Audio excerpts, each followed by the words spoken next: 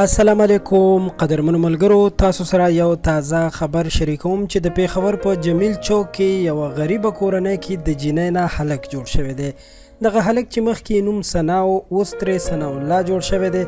په خپلو خبرو کې څه وایي چې په کومه طریقه او څنګه ترې هلک جوړ شو. که خبرې اوریدل غواړئ او ځان پوهول غواړئ نو د ویډیو تر اخره را سره پاتې شئ او زموږ چینل خان کلیک هم در سره سبسکرایب کړئ چې راتلونکي زموږ هره ویډیو تاسو ته په وخت در ورسي.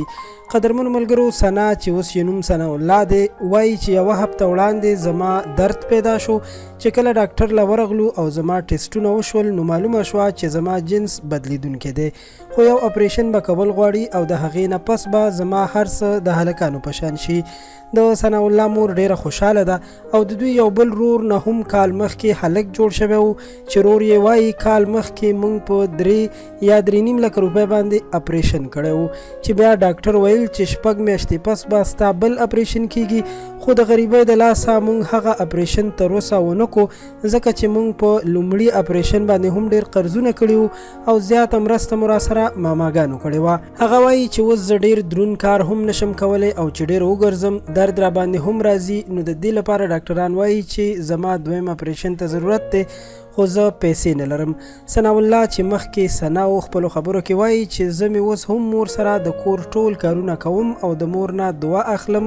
هغه وایي چې سکول سره مې ډیر زیات شوق دی او مدرسې سبق هم ویل غواړم او شوق مې دی ورسره، خو زمونږ ډیره غریبي ده او په دې اپریشن باندې هم 15 یا 6 لک روپۍ خرچه راځي چې موږ سره نشته دی. هغه وایي چې زما نه مشران 2 ورونه مې د کباړ ګودام کې کار کوي او همدومره کوي چې د کور ماته ګوډه پرې پوره کړي ځکه موږ یتیمانان هم یو. د یادولو وړ ده چې د دې ماشومانو پلار 9 کاله مخکې وفات شوی دی. اوس یې یوه وړه خور فاطمه پاتې ده، نور ټول 4 هلکان شول.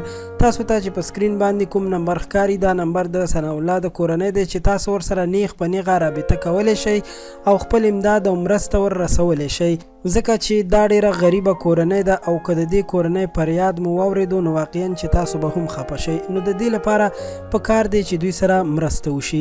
واقعا چې الله پاک هر څه کولی شي او د الله پاک ذات ډیر لوی دی. قدرمنو، دا یو تازه خبر و، غوښتل مو چې تر تاسو یې در ورسو او تاسو سره شریک کړو. په آینده کې له نورو په زړه پورې معلوماتو نه ځان خبرولو لپاره خان کلیک چینل سبسکرایب کړئ. تر بیا مو په لوی الله سپارم. د الله په امان.